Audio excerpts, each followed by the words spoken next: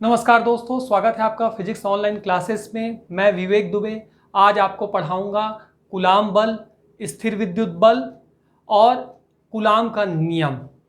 तो स्थिर विद्युत बल को ही हम कूलाम बल के नाम से जानते हैं। कूलाम बल से परिचय आपका पिछले जो मेरा चैप्टर था उसमें हुआ था, जब हमने इलेक्ट्रोस्टैटिक पढ़ते हुए आवेश का मात्रक देखा था और आवेश के मात्रक जो है वह कूलाम के तौर पर होता था।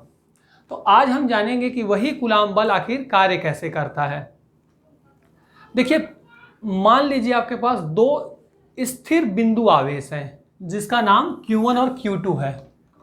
Q1 और Q2 और इनके बीच की दूरी R है।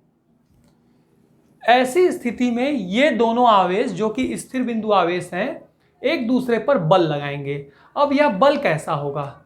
यह बल या तो आकर्षण बल होगा या प्रतिकर्षण बल होगा। पिछले चैप्टर में आपने पढ़ा था कि जब दोनों आवेश समान होते हैं, यानी या तो दोनों आवेश धनावेश हों या दोनों आवेश ऋणावेश हों, उस कंडीशन में हम उसे सजाती आवेश कहते हैं। और वैसी स्थिति में जब सजाती आवेश होता है तो प्रतिकर्षण बल कार्य करता है, यानी ये जो Q1 हो इस दिशा में कार्य करेगा और यह जो Q2 है यह इधर जाना चालू करेगा, यानी दोनों के बीच प्रतिकर्षण बल कार्य करेगा, वो एक दूसरे से दूर जाएंगे। और यदि इनका आवेश विपरीत है, कोई एक प्लस है दूसरा माइनस है, वैसी स्थिति में इनके बीच आकर्षण बल कार्य करेगा और इसको हम विजातीय आवेश कहते हैं। तो उस कंडीशन में दोनों के दोनों जो आवेश हैं वो एक दूसरे के पास आने की कोशिश करेंगे। ये हमने पिछले चैप्टर में भी पढ़ा था। तो अभी हमें यह नहीं पता है कि इनके बीच कौन सा बल कार्य कर रहा है, और हमको यह भी नहीं पता है कि जो बल कार्य कर रहा है उसका मैग्नीट्यूड क्या है। यही हमें ज्ञात करना है और इसी के लिए यही काम जो है कि इनके बीच जो बल लग रहा है उसे कूलाम बल कहते हैं और इसका मैग्नीट्यूड क्या है वह हमें कूलाम का नियम बताता है। तो इसको समझने के लिए हम क्लास 11th का एक चैप्टर याद होगा आपको, गुरुत्वाकर्षण, जो आपने पिछले साल पढ़ा था, उस पर चलते हैं। गुरुत्वाकर्षण बल में क्या होता था कि यदि आपके पास कोई दो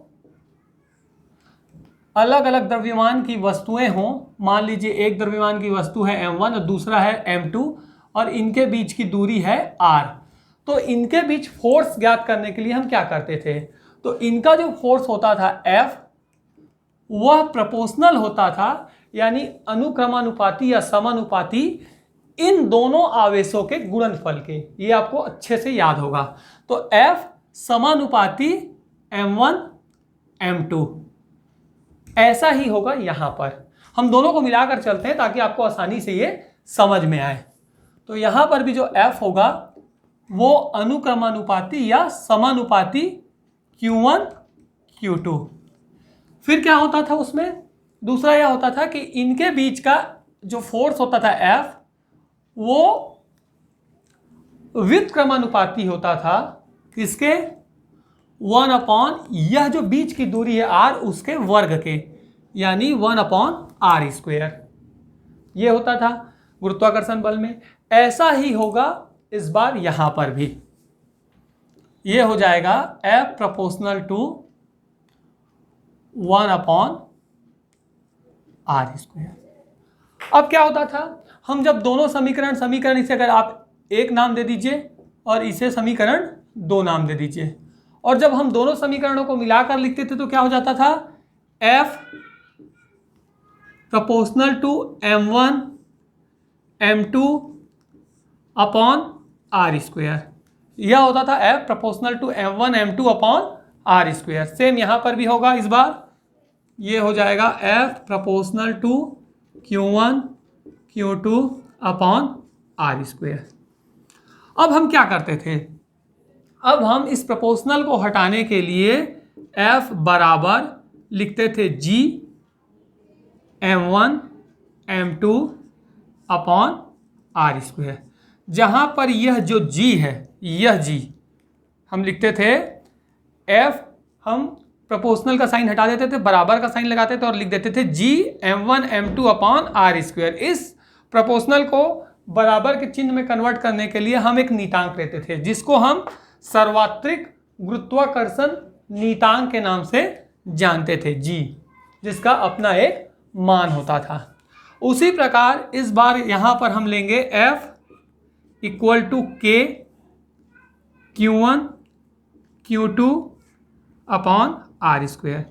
इस K को हम समानुपातिक स्थिरांक या समानुपातिक नीतांक के नाम से जानते हैं, जो आप चाहें लिख सकते हैं।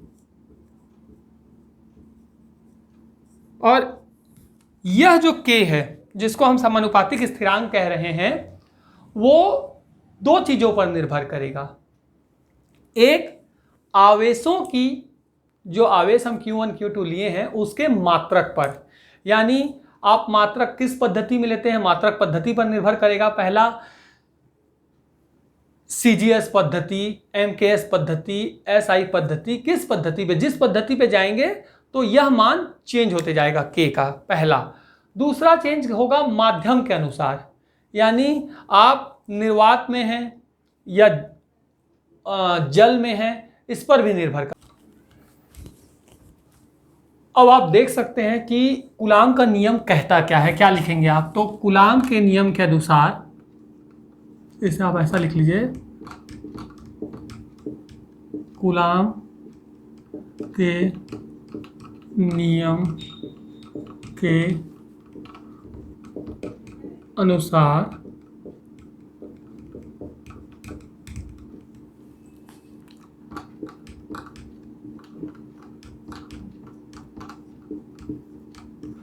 किन्हीं दो आवेशों के बीच लगने वाला स्थिर विद्युत बल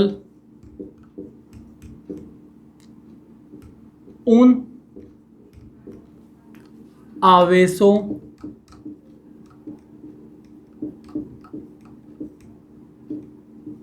के गुणनफल के अनुक्रमानुपाती, जिसे आप समानुपाती भी कहते हैं,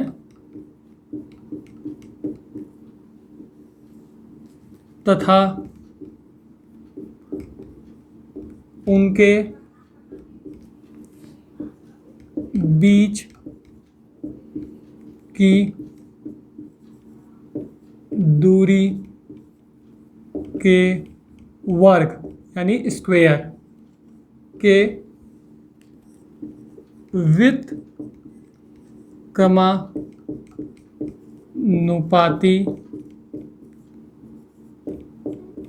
होता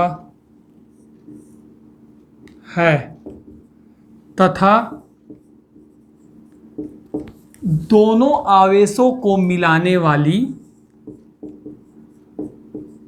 एक लाइन और लिखेंगे, तथा दोनों आवेशों को मिलाने वाली रेखा के अनुदिश कार्य करता है। देखिए कूलाम का नियम क्या कहता है? कूलाम का नियम यह कहता है कि किन्हीं दो आवेशों, क्या आवेश लिए थे? Q1 Q2 के बीच लगने वाला स्थिर विद्युत बल, यह जो स्थिर विद्युत बल है F, वह इन दोनों आवेशों के बीच लगता है। तो वह कैसा होगा? तो यह बोलता है कि किन्हीं दो स्थिर बिंदु आवेशों के बीच लगने वाला स्थिर विद्युत बल F जो है वह इन दोनों आवेशों के गुणनफल यानी Q1 Q2 के गुणनफल के अनुक्रमानुपाती या फिर इसे आप समानुपाती जो कह लें, तथा इनके बीच की दूरी जो R है के वर्ग के 1/r² लिया है, के वर्ग के व्युत्क्रमानुपाती होता है। तथा यह बल कार्य कैसा करता है? इन दोनों आवेशों को मिलाने वाली जो रेखा है, यह जो रेखा है जो इन दोनों आवेशों को मिला रही है, उसके अनुदिश कार्य करता है। यह कूलाम का नियम कहता है। अब आगे हम देखेंगे कि इस के का मान किस पर निर्भर करता है और इस के का मान हम पाएंगे कैसे। तो अब हम देखते हैं कि के का मान आखिर निर्भर किस पर करता है। तो के का मान दो चीजों पर निर्भर करता है। आप लिख सकते हैं कि के की निर्भरता जो है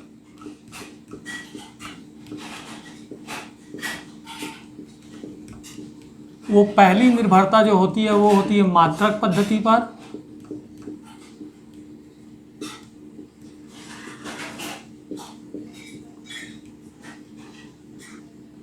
और दूसरा होता है माध्यम पर। यानी जब मात्रक परिवर्तन होगा तो भी के का मान बदलेगा और जब माध्यम परिवर्तन होगा तो भी के का मान बदलेगा। अब अपन सबसे पहले देखते हैं मात्रक पद्धति पर। एसआई पद्धति में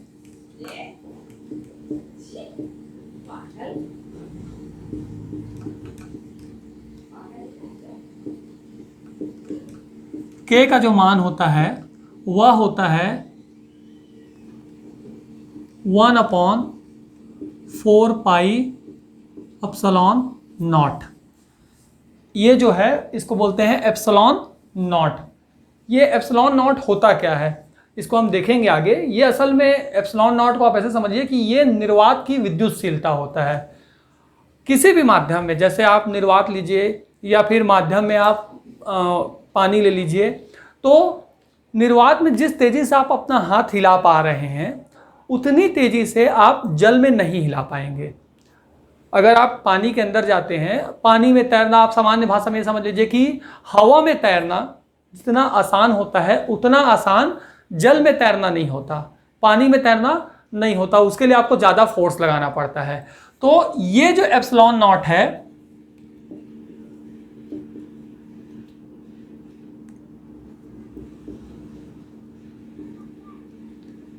एप्सिलॉन NaUGHT, इस एप्सिलॉन नॉट को जब आप देखेंगे तो ये निर्वात की विद्युतशीलता है। अभी फिलहाल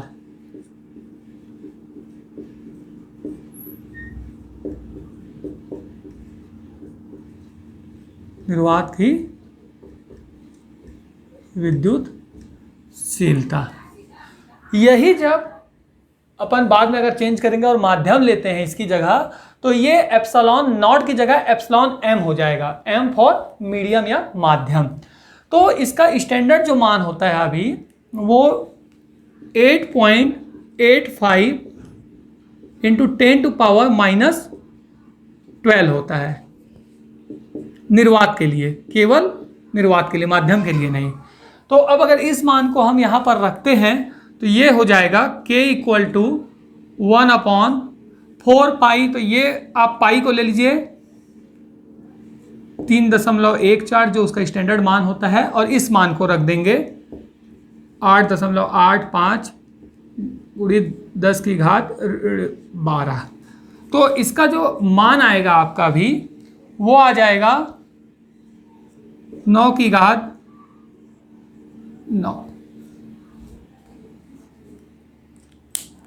ये मान आपको मिलेगा जो कि के का मान है।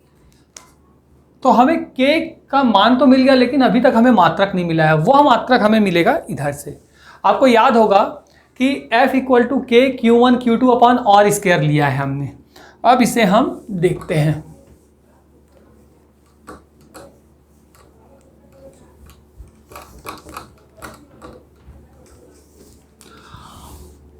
जो आपके पास आया था लास्ट में F = K Q1 Q2/r²। अगर आप इस K के बराबर चाहें तो K = क्या हो जाएगा, ये इधर चला जाएगा F(r²/Q1 Q2। अब हम मात्रक देखना चाहें किसका, K का। यदि हम K का मात्रक निकालना चाहें तो क्या आएगा, इसकी जगह हमको सबका मात्रक लिखना पड़ेगा। F क्या है, फोर्स। फोर्स को हम किससे डिनोट करते हैं, न्यूटन से। r मीटर से दूरी, तो ये क्या हो जाएगा, मीटर का स्क्वायर इंटू है, और ये क्या है, Q1 Q2 यानी कूलाम, और चूंकि दो आवेश हैं तो ये भी हो जाएगा स्क्वायर। ये आ गया आपका। अब न्यूटन, न्यूटन के लिए क्या लिखते हैं हम, याद कीजिए, N, मीटर के लिए M, कूलाम के लिए C स्क्वायर बराबर ये हो जाएगा N M स्क्वायर और C⁻²। ये जो है ये आपका निकल गया K का मात्रक। तो आप यहाँ पर लिख सकते हैं इस बात को कि इसका जो मात्रक है K का, ये N M स्क्वायर C⁻², ये आपका निकल गया। अब ये किसका मान आया है, K का, यही आपको निकालना था।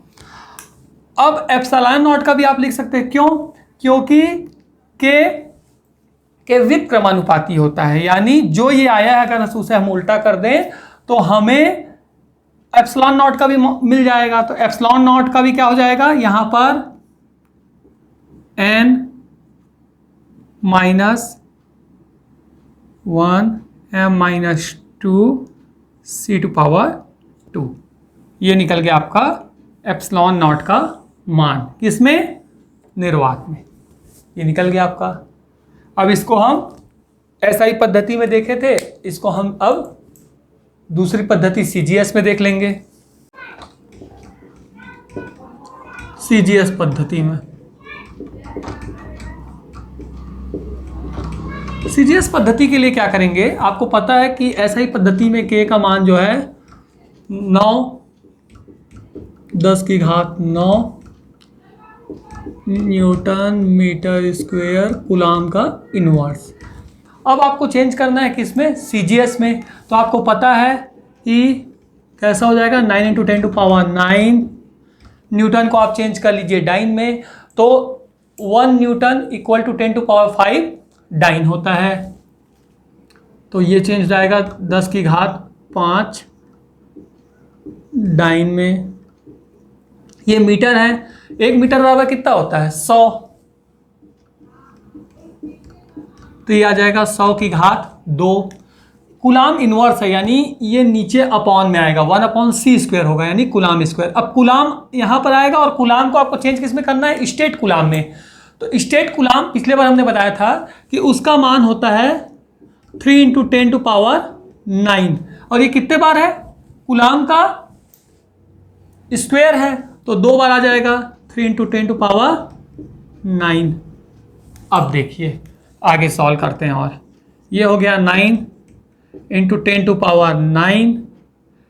10⁵, और ये 100 × 100 है, और 100 को अपन क्या लिखते हैं, 10⁻², यानी अपन इसको सामान्य भाषा में 10⁻², भी लिख सकते हैं, क्योंकि 100 को हम क्या लिखते हैं, 10⁻², और 10⁻² कर दो, यानी 10⁻², ये आ गया। और यहाँ पर आ जाएगा 3 × 3, क्या हो गया, यहाँ पर आप इसको ऐसे ही लिख लीजिए, चलिए 3 × 10⁹, 3 × 10⁹। तो जानबूझ के ऐसा बताया जा रहा है ताकि आप आसानी समझ सकें। देखिए इस 9 को आप कैंसिल कीजिए इस 3 और 3 से, यानी 3 × 9 होता है, ये 9 इससे कैंसिल हो गया। ये 10⁻9 को आप कैंसिल कीजिए इस 10⁻9 से।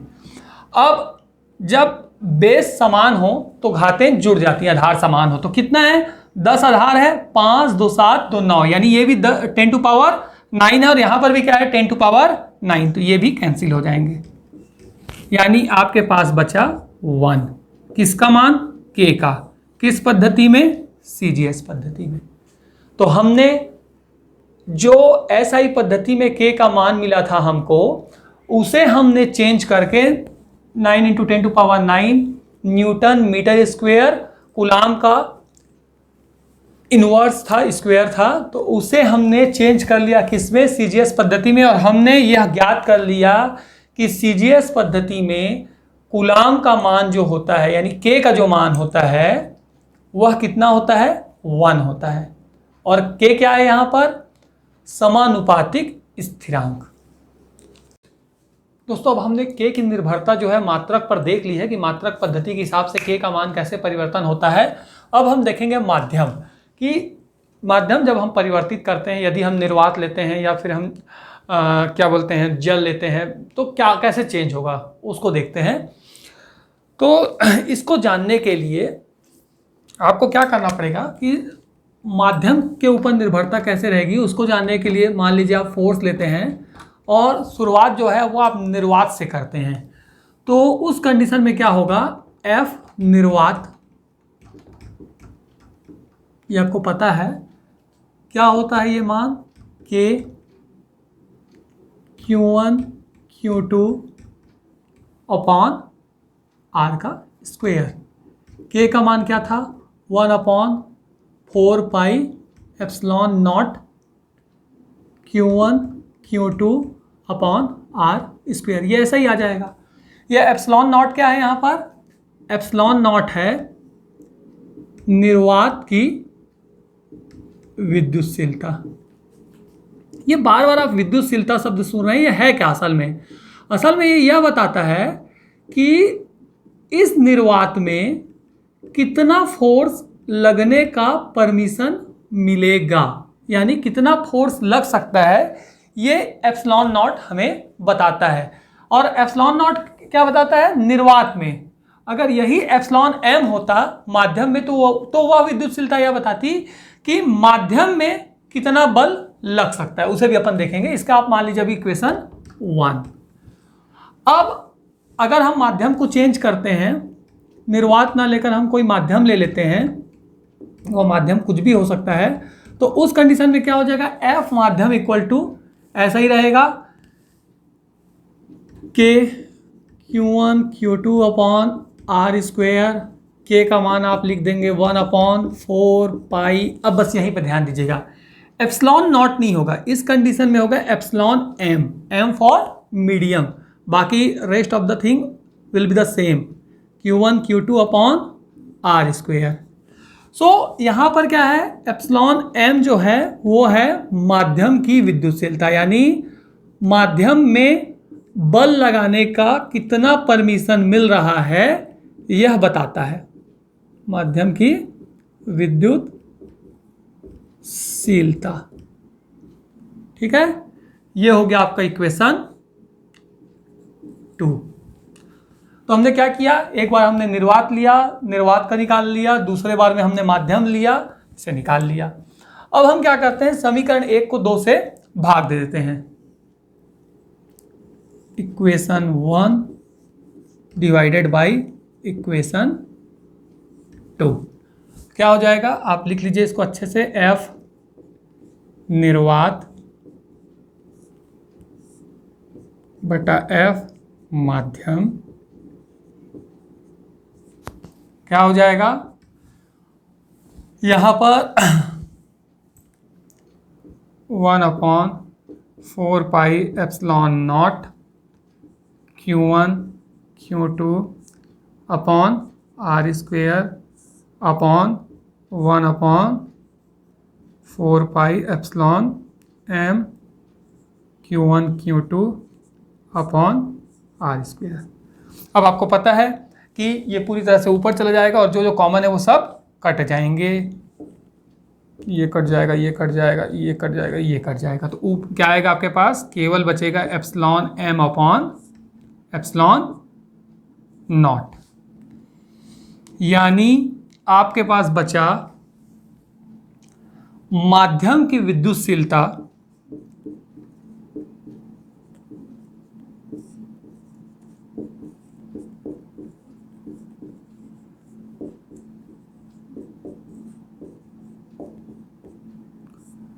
बटा निर्वात की विद्युतशीलता।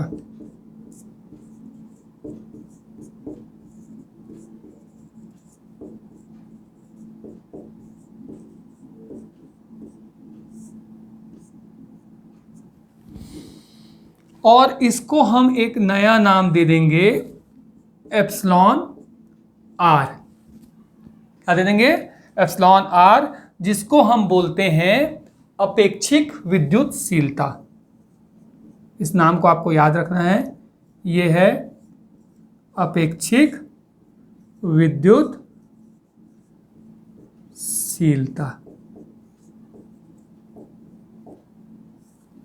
चलिए देख लेते हैं कैसे किया हमने। सबसे पहले हमने ये किया कि हम ये देखना चाहते हैं कि K की निर्भरता आखिर माध्यम पर है कैसे।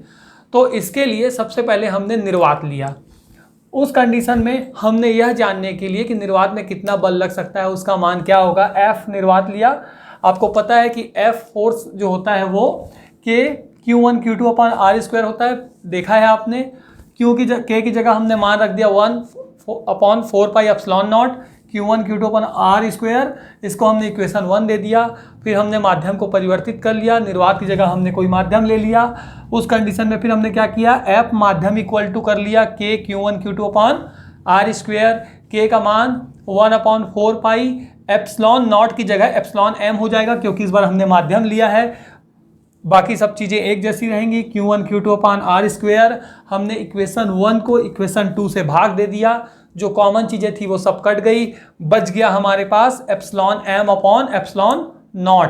एप्सिलॉन M को आप जानते हैं कि वह माध्यम की विद्युतशीलता है, यानी वह यह बताता है कि माध्यम के अंतर्गत फोर्स लगाने का कितना परमिशन हमको मिल रहा है।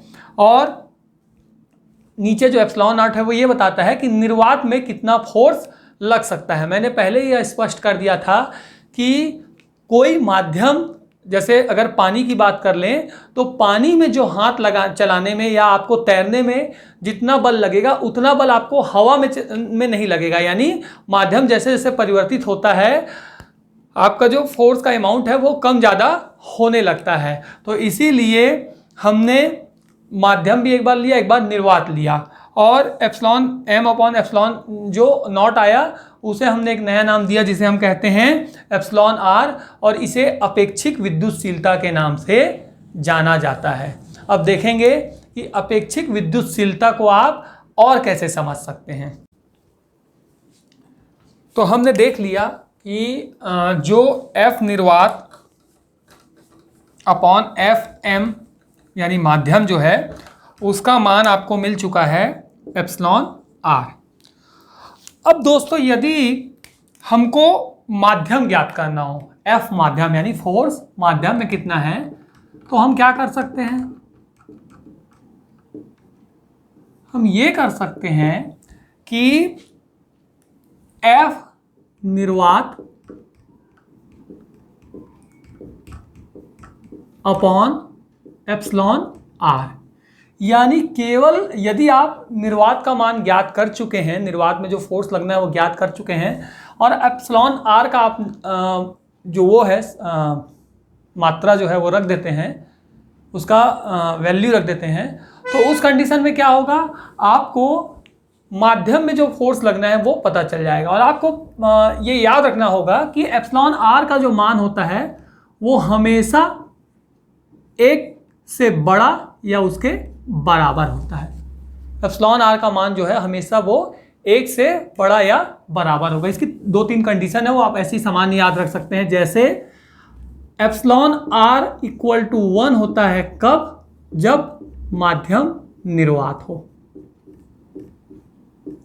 जब माध्यम हम निर्वात लेते हैं तो एप्सिलॉन R इक्वल टू 1 आ जाएगा।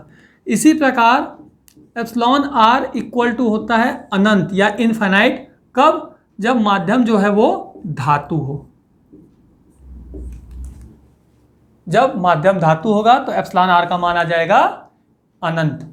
और एप्सिलॉन R इक्वल टू हो जाता है 1.00059 जब माध्यम हवा हो। अब आप देख सकते हैं कि हवा का मान और निर्वात का मान लगभग बराबर है। 1.00059 को आप 1 के बराबर मान सकते हैं। इसलिए जब निर्वात की बात होती है या हवा होती है तो वहां पर हम एप्सिलॉन R का मान जो है 1 रख देते हैं, क्योंकि दोनों लगभग बराबर है। तो इस प्रकार यदि आप निर्वात में फोर्स निकाल चुके हैं और आपको माध्यम में फोर्स निकालना है, तो आपको कुछ नहीं करना है, आपको सिर्फ माध्यम को देखते हुए कि वो निर्वात है, कि वो हवा है, कि वो धातु है, एप्सिलॉन आर का मान इसके जरिए रख देना है और आपको फोर्स जो है वो माध्यम में भी पता चल जाएगा। तो हमने यह देख लिया कि अपेक्षिक विद्युतशीलता क्या है। हमने शुरुआत की थी इस बात को लेकर कि कूलाम का नियम क्या कहता है, कूलाम बल क्या है, और उसके बाद हमें एक के मिला जिसे हम समानुपातिक स्थिरांक कहते हैं। उसके बाद के की जो निर्भरता है वो दो चीज़ों पर थी, एक मात्रक पद्धति पर यानी एसआई मात्रक में, सीजीएस पद्धति में, दोनों में उसका जो मान है वो अलग अलग आ रहा था। उसके बाद जब हमने माध्यम को परिवर्तित किया, जब हमने निर्वात लिया या फिर हमने माध्यम लिया, तो उसके मान में परिवर्तन आया और फिर हमने एक नई चीज़ हासिल की जिसको हमने अपेक्षिक विद्युतशीलता का नाम दिया एप्सिलॉन आर। और फिर हमने यह भी जान लिया कि उस एप्सिलॉन आर के सहारे हम कैसे माध्यम में जो माध्यम की विद्युतशीलता है एप्सिलॉन एम उसे कैसे ज्ञात करेंगे वह भी हमने देखा। साथ ही साथ हमने यह देखा कि फोर्स जो माध्यम में लगना है वह हम कैसे ज्ञात करेंगे उसे भी हमने देख लिया। तो इस प्रकार कूलाम का नियम आपका समाप्त होता है। Thank you.